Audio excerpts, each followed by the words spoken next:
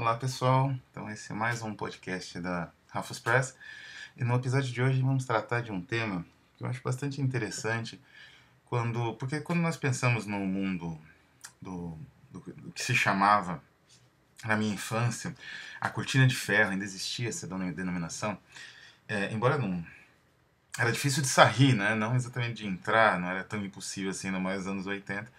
Mas a cortina de ferro, não é, com a derrocada do comunismo, se extinguiu o Pacto de Varsóvia, que era, digamos assim, a versão, né, do leste europeu, ou socialista, sei lá, da OTAN, não é? A Organização do Tratado Atlântico Norte, organização militar, né, comandada, e de cooperação militar comandada pelos Estados Unidos, e se diluiu tudo isso. E com essa diluição, e hoje em dia com a Rússia tendo essa feição um pouco, digamos assim, quase imperial ou czarista, né? Aparentemente a essência da União Soviética se perdeu completamente. E isso não é verdade exatamente, como a gente vai ver, por um lado, e por outro lado, a cultura que se desenvolveu nesse tempo, né, de existência da União Soviética, né, do um sexto do mundo, digamos assim, socialista, e depois das nações satélite que ela foi, digamos assim, foram surgindo, que ela foi montando naquele quebra-cabeça pós-Segunda Guerra Mundial, especialmente na Europa, essa cultura era bastante diferente em vários aspectos da cultura do capital. Cito um exemplo que vai ser importante no que a gente vai discutir aqui, que é o que aconteceu, por exemplo, com os cães espaciais da União Soviética. É um livro da Fuel Design, que é uma editora muito interessante, que eu vou voltar a falar dela num dos próximos episódios, um outro livro lançado por ela. Mas nesse livro da Fuel Design, chamado Space Dogs, exatamente, Soviet Space Dogs, existe há uma análise, né, dessa cultura popular que surgiu em torno dos cachorros como desbravadores do espaço, né? Especialmente duas cachorrinhas, a Belka e a Laika também, que é a grande heroína, né? Ah, e depois a Belka e a Strelka, que foram, diferente da Laika, elas sobreviveram e viraram astros da mídia, né? Isso é interessante porque os macacos, que eram muito utilizados, os chimpanzés, especialmente pelos Estados Unidos no desenvolvimento espacial norte-americano, eles nunca viraram heróis. Então, por aí é uma percepção interessante de como a ideia de progresso cultivada pelo socialismo na União Soviética, né, pela concepção socialista soviética, ela implicava numa reformulação geral da sociedade do homem, de certa forma, né? E até mesmo, como no caso das caixinhas, dos animais, não é? Então surgiu uma nova cultura em torno, né, de devoção em torno dessa concepção de progresso. E é exatamente nesse sentido disso que nós vamos falar aqui hoje, que é da ficção científica soviética, né? Inclusive o título, Belas Catástrofes, vem de uma obra de ficção científica do... Deixa eu ver aqui o nome do autor. Do Yuri Smolitch. Não? E a ideia aqui é falar um pouco da ficção científica soviética em relação, né, às diferenças evidentes de forma e conteúdo em relação à ficção produzida no Ocidente e falar especificamente de duas obras. Né? Não é a minha especialidade, ficção científica no leste europeu, desconheço também os idiomas, então não seria capaz de ler no original em russo, polonês, tcheco, né, dos vários autores que surgiram aí desde o início do século XX, né, no caso da Rússia, até os anos 80, né, quando foi o fim ali do regime e o colapso, né, dos países socialistas. Então eu não seria capaz de fazer isso, não é a minha especialidade, mas eu vou falar como leitor de duas obras em especial, não é? E, enfim, depois falar um pouco da herança desse material que persiste em outras formas de construção ficcional, como a que eu já mencionei aqui, que é uma forma bastante atual, bastante contemporânea, né? Os autores ainda estão trabalhando, definindo seu próprio campo, que é a ficção hiperimaginativa. Pois bem, a ficção científica na União Soviética, o primeiro dado importante, e nos países socialistas de um modo geral, é que nunca foi, especialmente os países socialistas europeus, que a gente pode ter mais certeza em afirmar isso, ela nunca foi um gênero escanteado, nunca foi um gênero colocado de lado, um gênero considerado de massa, não é? Como aconteceu a partir dos anos 30, especialmente nos Estados Unidos, com a ficção científica contemporânea, ou pelo menos a ficção científica do século XX, né, no Ocidente. O que acontece? Na União Soviética, a ficção científica ela era conectada com tradições imaginativas da própria literatura russa, utópicas, utópico-imaginativas, né, que eram frequentes entre os criadores e alguns filósofos, inclusive. Então, havia uma tradição especulativa, né, forte na ficção russa e mesmo na filosofia. Então, essa tradição era muito valorizada, uma tradição especulativa, né, de criação de sociedades e especulação sobre possibilidades de mudança, não é? Por outro lado, ah, alguns autores, como por exemplo Zamiatin, um autor muito conhecido, já traduzido para o português, a obra-prima dele que é Nós, mas ele escreveu muitas outras obras, né? O Nós é uma distopia, né? Uma das primeiras na história. Mas o Zamiatin, por exemplo, entre outros autores, eles eram muito, digamos assim, próximos, havia uma influência muito grande de H.G. Wells. E Júlio Verne, né, Jules Verne, ah, também, por outro lado, né, assim, os dois grandes autores que pavimentaram o caminho da ficção científica no século XX, que é Wells e Verne, eles eram valorizados na União Soviética como uma grande influência. O Wells, inclusive, ele era, digamos assim, muito admirado exatamente pela construção imaginativa de mundo dele, que implicava sempre numa mudança social radical. Enquanto o Verne era mais, digamos, centrado, embora também houvesse no Verne uma preocupação em torno das mudanças sociais, ele acabou se caracterizando muito mais, ou sendo marcado muito mais pela questão tecnológica. A imaginação técnica do Verne realmente é notável. O Wells, a imaginação dele era muito mais social. Embora também houvesse uma imaginação tecnológica de prever, enfim, a utilização de tanques, a utilização de aviões de uma guerra aérea, né? Isso quando nem existia direito avião. Então, assim, essas ideias eram muito, esse futurismo, essa percepção do mundo futuro, como algo catastrófico, mas no caso da Rússia, né, da União Soviética, essa percepção do futuro era algo muito bem-vindo. Também é de notar que o Wells, em 1921, ele publicou um livro chamado Russia in the Shadows, que na verdade era uma coletânea de vários artigos que ele publicou no Sunday Express, não é? E que, como o nome diz, falava da visita dele, né, digamos assim, da turnê que ele fez na Rússia, acompanhado, e a pedido também, de um grande amigo dele que era Gorky, Maxim Gorky. Então, o encontro dele com Lenin, né, e tudo mais. Então, o Wells, ele era um autor incensado, né, na União Soviética, inclusive pelo um dos maiores autores soviéticos do início da União Soviética, digamos assim, que é o Gorky.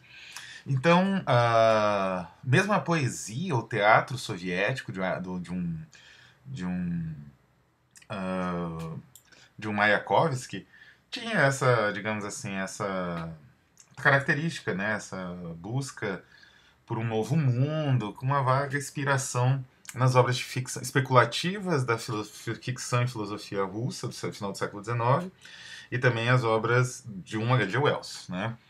Pois bem, a ficção científica russa, como no Ocidente, e, digamos assim, soviética, né, no modo geral, e também do mundo, né, do mundo socialista na Europa Oriental, ela teve um desenvolvimento como toda ficção, né, científica. Então houve fases, houve momentos.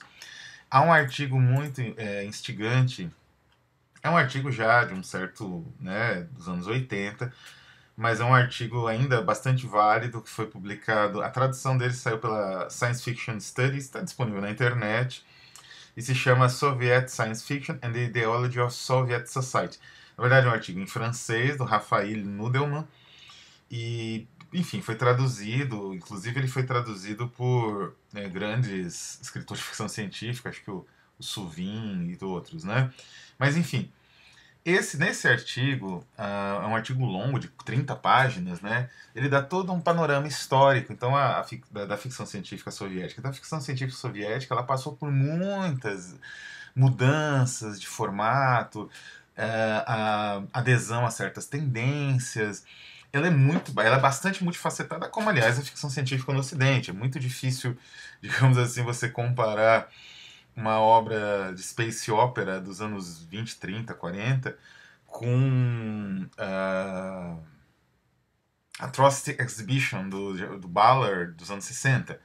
E essas duas obras com as obras do William Gibson, do Christopher Priest, nos anos 80. Então, existe uma. Não é da mesma forma como no Ocidente, a ficção científica bastante multifacetada, mesmo dentro de um período aparentemente uniforme, a ficção científica soviética também. Não é? Tem muitas tendências. É interessante a leitura, como eu disse, desse artigo, até para a descoberta de outras obras e de outras formas de entendimento de certas concepções que ficariam correntes no Ocidente, como a gente, aliás, vai ver em breve, né? Nas obras que eu escolhi aqui para comentar com mais profundidade. Mas digamos assim, uma coisa que marca a ficção científica soviética e socialista, digamos assim, de modo geral, é uma preocupação social muito mais pronunciada. A ficção científica, ela tem uma forte tendência, por assim dizer, individualista. E assim, especialmente ficção científica anglo-americana, né, inglesa e norte-americana, elas têm uma forte tendência individualista, né? É sempre um personagem geral, o homem, que está diante de digamos assim, da resolução de um problema para aquela sociedade destravar, né? É como se dependesse desse personagem o destino da sociedade mesmo, da humanidade. Darei um exemplo. Martin Morons, né? É um conto, Langue Master Cornichon em francês, né? The Martin Morons é um conto do Cyril Kornbluth, que é um grande escritor de ficção científica das primeiras décadas. Assim, ele faz uma espécie de transição, né? E o ele e o Sheckley, por exemplo, eles fazem uma espécie de ponte entre a chamada Era de Ouro da ficção científica e os desdobramentos do que depois começou-se a denominar como New Wave. Não vou tocar nesses assuntos em profundidade nesse momento, posso fazer alguns vídeos comentando no futuro, né, alguns podcasts, mas a verdade é que, como é The Martin Morons? Bom, a história é de um cidadão chamado, só um minutinho, John Barlow, que ele digamos assim, ele sofre uma espécie de estado de animação suspensa, que é algo desde o Wells, desde o Dorminhoco do Wells, né, do Sleeper Wakes, é algo clássico da ficção científica, esse estado de animação suspensa provocado por algum motivo bizarro. Ele fica em animação suspensa algumas décadas, alguns séculos, e quando ele acorda, o que ele descobre?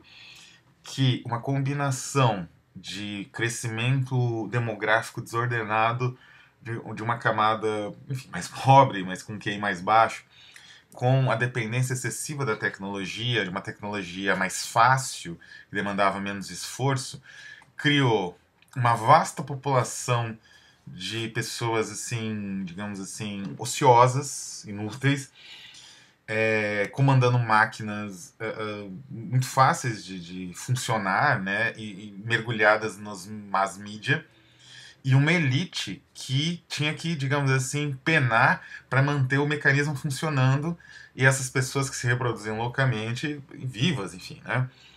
E o John Barlow, que era um publicitário, ele tem a grande profissão, né, da época, esse conto é dos anos 1960, se não me engano, é de 51, na verdade, quer dizer, bem, não é? Realmente da era de ouro da ficção científica, e o John Barlow, então, ele tem uma ideia que ele vende para essa elite a troco dele ser considerado o imperador do mundo, não é?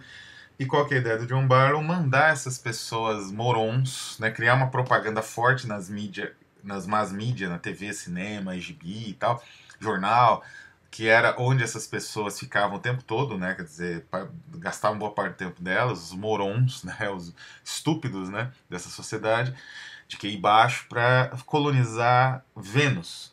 Só que essa colonização era falsa, né? Essas pessoas iam morrer no espaço, na verdade. E o Barlow faz isso até que ele sofre esse mesmo. Enfim, É interessante ler esse conto, é um conto genial, ele influenciou bastante, ele é bastante influenciado pelo Wells, como eu disse, a temática do ditador mundial, a temática a ideia da elite versus um grupo social que de alguma forma tem alguma característica genética ou biológica específica, uma maioria contra uma minoria, a ideia da animação suspensa, são ideias wellsianas, né? Então, como a ficção científica soviética, a Era de Ouro, a ficção científica norte-americana, especialmente da Era de Ouro, bebeu nessas fontes abundantemente, na fonte wellsiana abundantemente. Mas a diferença aqui é que, novamente, as coisas se reduzem a um homem.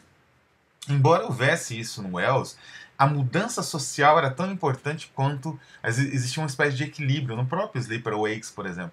Existe uma espécie de equilíbrio entre o indivíduo e a sociedade, não é um confronto, como nesse caso do Martin Morons, né? Um acordo, um confronto.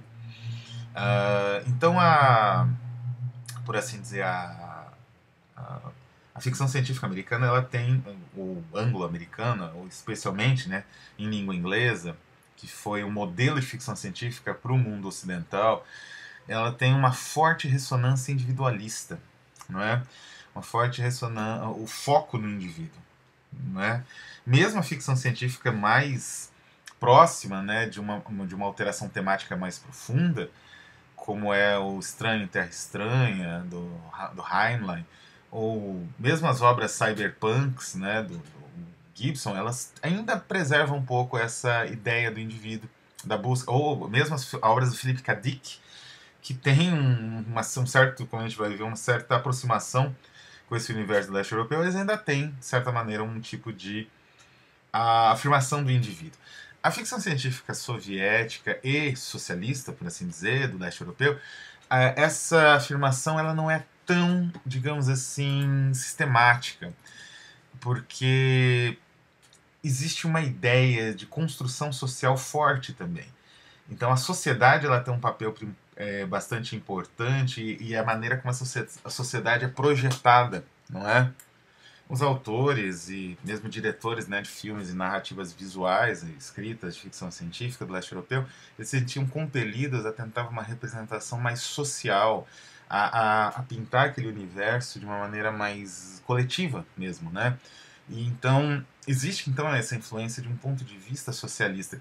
E essa base, digamos, especulativa que, como eu disse, não era isenta de pessimismo, mesmo de uma visão apocalíptica, existe essa visão apocalíptica já na ficção científica em pleno, digamos assim, mundo soviético, ela alimentou, digamos assim, variações muito instigantes dentro do universo socialista soviético, né, ou soviético. E digamos assim, mesmo nesses casos apocalípticos, ainda existe não é bem uma esperança, mas a visão especulativa faz com que fez, né, com que essa ficção científica tivesse um ar, como eu disse, não exatamente otimista, mas um ar de mudança, né? Existe sempre uma possibilidade de mudança. A gente vai ver uma obra, pode ser, talvez, não sei, né, não sou especialista, uma das obras mais apocalípticas da ficção científica soviética, que eu vou comentar daqui a pouco, que ela tem essa característica. Ela é, digamos assim, aberta de certa maneira, né? Existe uma possibilidade de futuro. O final embora terrível, né? O final digamos assim, uma espécie de derrota, né? Para todos, de certa maneira, ainda existe uma possibilidade que é justamente calcada naquele fato, digamos assim, da classe social do personagem, do que o personagem realmente buscava, digamos assim, nas suas andanças assim, nas exploratórias, né? Ou nas suas invenções e no desenvolvimento dessas invenções, né?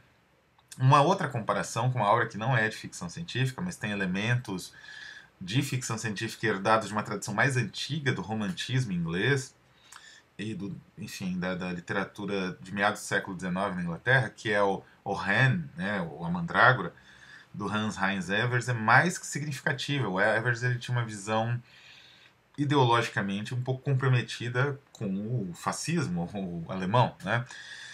E então ele constrói uma Orren, né, uma mandrágora a partir da lenda, né, da terra fertilizada pelo sêmen do enforcado, como uma prostituta, uma femme fatale, filha de um criminoso, né, assim, resultado de inseminação artificial. Então é um monstro com várias características biológicas definidas. Radicaliza ainda mais aquelas ideias do Wells, por exemplo, né, de elite versus massa e tal. O Evers vai mais longe ainda. Então digamos assim, a ficção científica soviética ela vai num outro caminho. Então chegou a hora de falar das obras, né? São duas. Uma do escritor polonês Stanislaw Stanislaw Lem, não é? E outro de um, na verdade, dois irmãos soviéticos, né? Arkady e Boris Strugatsky, que eram escritores de ficção científica, que tiveram muitos problemas com a censura na União Soviética por motivos bastante razoáveis, né? Bom, o livro do Len, que eu escolhi, chama... Ele escreveu muita coisa, ele escreveu inclusive o seu romance mais famoso, que é o Solaris, foi traduzido para o português, tem duas adaptações cinematográficas, uma do Tarkovsky, que é um, enfim... aliás, o Tarkovsky adaptou os dois livros que eu vou comentar aqui, mas, enfim, o Tarkovsky é um dos grandes diretores de cinema da história do cinema, né? E é um dos meus diretores favoritos. Mas, enfim, não é do Solaris que eu vou falar, mas de um livro menos conhecido dele. Na tradução, a tradução que eu tenho é a tradução para o espanhol, chamado La Investigación, né? A tradução para o espanhol. O que é exatamente o La Investigación, não é? É um romance que se situa em Londres, mais ou menos na época em que foi escrito, né, no meados do século XX, né, foi escrito em 58, 59, e foi lançado inicialmente como uma espécie de folhetim na imprensa de Cracóvia, enfim, na imprensa local. Né? Na trama da investigação, nós temos um policial, um investigador de Scotland Yard, chamado Gregory. Ele é encarregado de investigar o seguinte: nas cercanias, assim, nas periferias de Londres, começam a acontecer fatos estranhos nos cemitérios e nos morgues, né, nos necrotérios. Aparentemente, alguns cadáveres não, assim, eles não têm o desejo de seguir as leis naturais dos cadáveres, que seriam permanecer mortos e apodrecer, e, enfim, se transformar em pó depois de bastante tempo. Não, eles persistem em, aparentemente, continuar vivos, em seus, digamos assim, da sua reclusão em certos locais, né, específicos que a sociedade aponta que devem ser utilizados para isso, como é o caso dos morgues ou dos necrotérios, dos cemitérios. Eles escapam desses locais e desaparecem.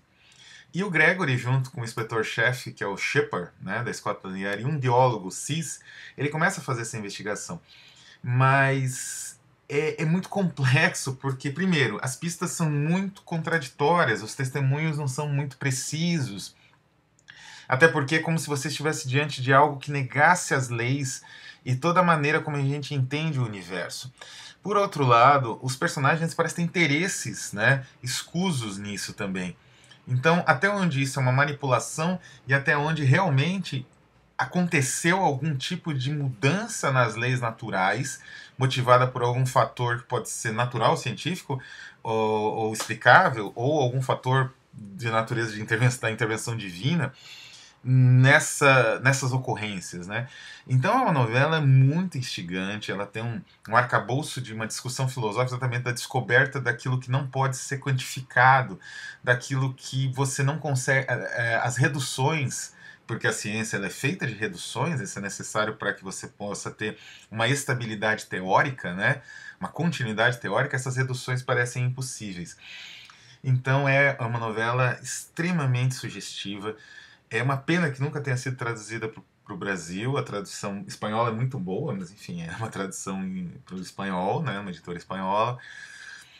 E é uma obra instigante ao extremo, assim. Uma comparação possível, e aí eu puxo, né, como eu disse, como a narrativa do leste europeu ela antecipa certas tendências da narrativa ocidental, especialmente anglo-americana, ou norte-americana, em língua inglesa, né?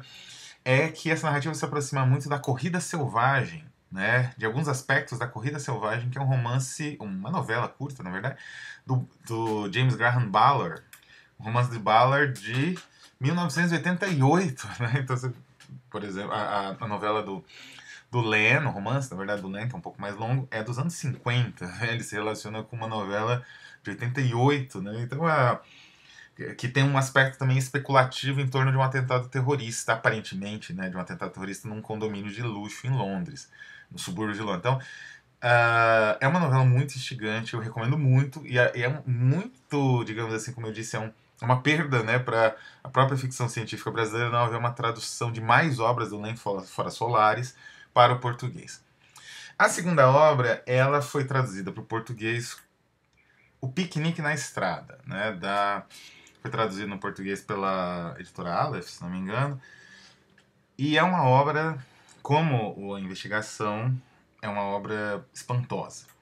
Ela foi escrita entre 71 e 72, então já é uma obra de um outro momento, também é da União Soviética, não da Polônia, né? Mas também de um outro momento histórico, digamos assim, menos otimista. Os anos 70 na União Soviética começou a se configurar um momento não exatamente de crise, mas aquela, digamos assim, concepção, né, da União Soviética com problemas de abastecimento, de carestia. Por outro lado, alguns regimes se tornavam mais fechados por conta das iniciativas estudantis na Tchecoslováquia, por exemplo, ou mesmo na Romênia, em outros países do leste europeu. No final dos anos 60, algumas iniciativas estudantis fecharam mais os regimes. E esse fechamento foi assim, extremamente deletério para a cultura. Houve perseguição de escritores, houve perseguição de artistas, não é? De diretores de cinema. Muitos se exilaram. Outros tiveram que optar pelo exílio interno, abandonar suas carreiras e tentar. E um terceiro grupo ainda foi preso, realmente, né? Então, o Roadside Picnic, por outro lado, como, né, o próprio La Investigação, ele tem uma essência especulativa muito forte. A ideia é, e esse é o título, aliás, é que o que aconteceria se uma civilização muito superior à nossa parasse na Terra por um motivo qualquer?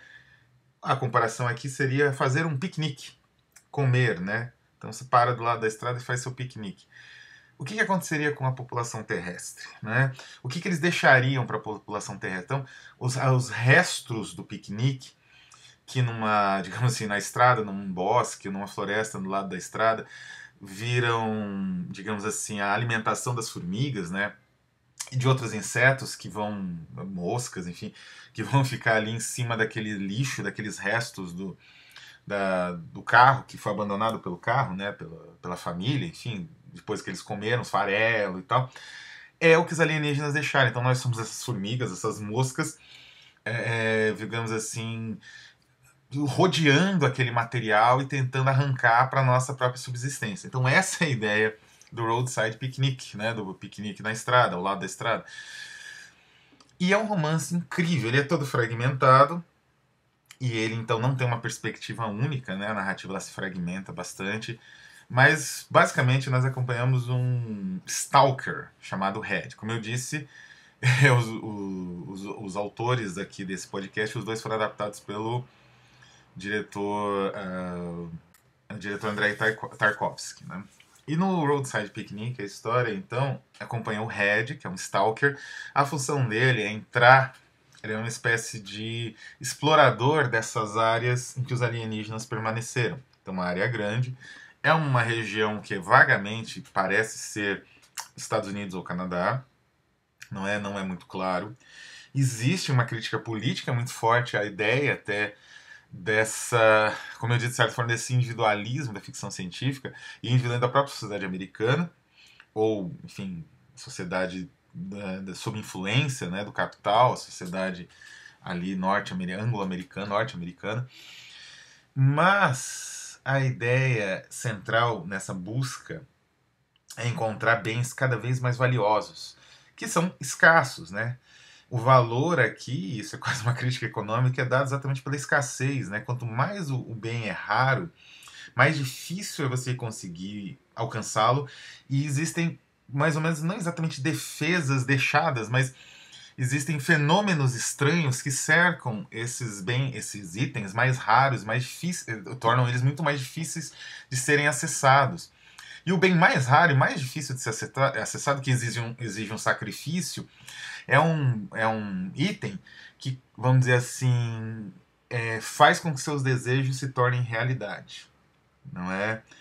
Falando assim, parece um pouco muito desconectado, né? Mas na leitura do livro, apesar de toda a estrutura fragmentada, essa ideia, essa concepção, ela ganha uma força, ela ganha um peso que torna os momentos finais da narrativa espantosos. O Tarkovsky, né, na adaptação que ele fez para o cinema, ele faz isso perfeito, porque o final de Stalker é um final, enfim, é um dos finais mais impressionantes da história do cinema, e com certeza o final mais impressionante da história do cinema de ficção científica. Não há nada nem que chegue nem perto, né? E o livro também, não é? Porque para se aproximar, como eu disse, desse item raro, mais raro de todos, ele só existe um, você precisa de um sacrifício, né? E a partir dessa ideia, os autores eles vão construindo essa aproximação desse objeto e o que se espera desse objeto de uma forma tão única, né? Que é que você tem, ao mesmo tempo, uma crítica muito séria embora mascarada dessa crítica aparentemente ao mundo ocidental, americano, norte-americano, né, dos Estados Unidos, estadunidense, enfim, uma crítica também à União Soviética, é óbvio. E os censores não eram alheios a isso. A edição americana, que eu acho que deve ter sido replicada na edição brasileira, tem uma introdução nova de um dos irmãos, se não me engano, Boris, né, que o outro falecido já, sobre a epopeia desse livro, como foi difícil publicar, quantas revisões foram necessárias, como os censores ficaram em cima de cada versão, enfim. A obra foi um sucesso, inclusive foi adaptada pelo cinema pelo Tarkovsky, né? Mas ela foi dificílima de realização, dificílima de sair do papel. Por outro lado, por assim dizer, essa crítica, ela ainda assim, ela tem uma ressonância de uma euforia, digamos assim, não vou dizer nem positividade, nem de otimismo, existe uma euforia, né, que denota uma possibilidade de mudança real no fim das contas. E, enfim, eu gostaria muito que o meu ouvinte lesse essa obra, que existe em português, como eu disse, não é? E por conta disso eu não vou falar mais sobre o final. Mas existe nesse final, que ao mesmo tempo que eu falei, ele tem um aspecto terrível por conta da ideia de sacrifício que ele envolve, ele também tem um aspecto de renovação, de mudança de outras possibilidades, que é bem típico da ficção científica soviética. Essa obra, enfim, ela sumariza ali 10 anos, né, 20 anos, 15 anos antes da derrocada definitiva, da concepção, né, de socialismo realmente existente, por assim dizer, que, enfim, precipitou o nosso triste planeta nessa condição de você não ter outras opções sociais, não é? A não ser um capitalismo, um liberalismo cego, né, que funciona aí como uma máquina de moer carne. Então, antes disso, você já tem uma projeção, um sumário, né, dos ideais que motivaram a estética e um pouco até a própria concepção de mundo e de vida desse universo que durou alguns anos, algumas décadas, que foi o universo do leste europeu e da União Soviética. Só arrematando, essas concepções filosóficas, como eu disse, elas permanecem, né, e foram transplantadas para uma ficção científica mais especulativa, né? A partir aí dos anos 60, 70, quando essas obras, aliás, começaram a ser traduzidas. Né? O Lenin ele fez sempre muito sucesso no Ocidente, seja por filmes, seja pelos próprios livros, foram traduzidos do polonês já nos anos 60, 70. Né? Mas na contemporaneidade, eu destaco alguns autores, como por exemplo na coletânea The Conspirators, né, a homenagem da Rufus Press ao Jorge Luis Borges, alguns autores como Eric Sterner Carson ou o Justin Ises, que são autores que trabalham tanto formalmente quanto no aspecto do conteúdo essas ideias da ficção científica soviética de uma outra maneira, né? Quer dizer, é como se indiretamente essas especulações todas impulsionassem eles adiante em novas maneiras de pensar a ficção científica, a maneira como se constrói um universo, por exemplo. O Isis, na homenagem que ele faz, no conto que ele faz em homenagem ao Borges, ele constrói uma trama que ela é um ciclo fechado, tão bem construído, né? Que é até difícil de você sumarizar aquilo. É um ciclo fechado de um encontro de seres humanos com aliens, né? Mais ou menos como o próprio Roadside Picnic, mas de uma forma muito, muito complexa, muito elaborada, não é? E o Carson trabalha com distopias, mas existem certos aspectos sociais dessas distopias que são mais importantes para ele.